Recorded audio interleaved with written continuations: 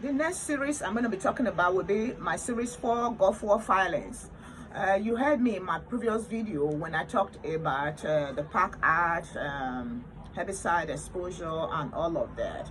With regard to the PACT, when President Biden enacted the law last year, it was because of a lot of people that were exposed to bomb pit.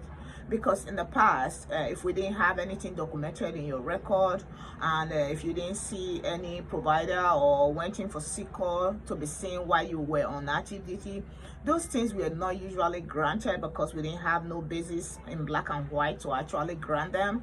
But now, because of the PACT, we don't necessarily have to look for those documentation in your folder.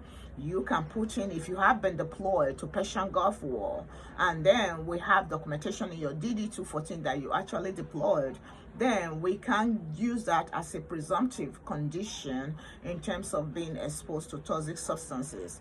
And there are materials that will be presented to us by the Department of Defense that we will use to see where you were located during this period and if you were actually exposed. It's not used just saying that I was exposed if that document from the Department of Defense did not certify that you were actually exposed to toxic materials or smoke or maybe fuel materials or JP6, JP8 materials, or your MOS is solely unrelated to exposure to toxic substances, then you might still be denied even though you said, oh, I was exposed. So it's basically also due to evidence that the Department of Defense will present to us. So for Gulf War filing, most of the things we are mostly looking for when you file the Gulf War, they are conditions with unknown etiology. Sometimes, like you having headache, we don't know what is causing the headache. Some people, they have multiple migratory pains all over their joint, not knowing what is causing it. And then some of them, they have what we call fibromyalgia with pains all over, but cannot be pinpointed even with an x-rays. So those can go under the Gulf War. We're also looking for allergic rhinitis like runny nose of unexplained cause, or we're also looking for asthma, respiratory conditions. Sleep apnea does not qualify for Gulf War. So sleep apnea is not a Gulf War condition. I want you to know that. I know a lot of you add sleep apnea because it's a respiratory condition. That doesn't make it a Gulf War condition. There are pathophysiology that will explain why sleep apnea is not associated. This video is not for that. This video is just for me to explain to you what a Gulf War conditions are that might be eligible for you to file into the Gulf War. Neuropathies can fill into the Gulf War. These are unexplained neuropathy, not neuropathy caused by diabetes or neuropathies caused by radiculopathy of your back pain. So that cannot go in here. Other than that, Gulf War condition, asthma, bronchitis, COPD, actually emphysema doesn't even qualify for the Gulf War.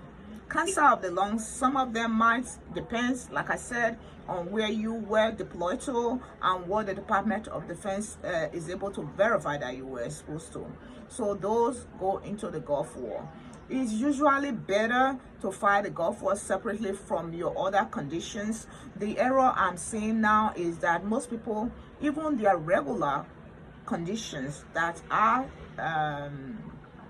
service connected, they have evidence in their chart. They are classing everything as Gulf War. I think that make that kind of tedious in a way that if I have to select it and constantly answer questions that this is not a Gulf War, this is not a Gulf War, it doesn't make a good reporting. I think it would be better if you're filing for Gulf War, let the conditions that are listed for Gulf War be solely Gulf War and not your regular conditions. If you have any question, you can reach me at ddqgodisabilityclaim.vet. Directly from there, there's a contact form that you can fill information, or you can also email me at henrietta@ddqgodisabilityclaim.vet. Also, you can also go to our website. There are information that you can get from there. ddqgodisabilityclaim.vet is the website. Thank you. Have a blessed day.